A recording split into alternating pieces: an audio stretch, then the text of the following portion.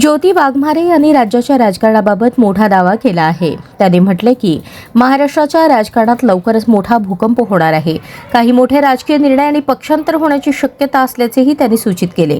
त्यांच्या या वक्तव्यामुळे राजकीय वर्तुळात चर्चा सुरू झाली असून अनेक तर्कवितर्क लावले जात आहेत. पुढील काही दिवसात मोठ्या राजकीय घडामोडी घडू शकतात असेही बोलले जात आहे.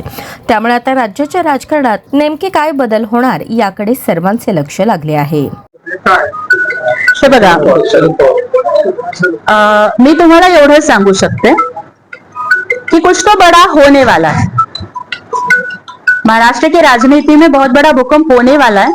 मग ते नक्की ऑपरेशन टायगर होईल का ऑपरेशन तुतारी होईल का काय होईल हे योग्य वेळ आल्यानंतर मी सांगते. कारण काय की राजकारणामध्ये परफेक्ट टायमिंगला खूप महत्व असतं. तर योग्य वेळ आल्यानंतर आम्ही आपल्याला नक्कीच सांगू की काय काय होणार आहे आणि कोण कोण येणार आहे.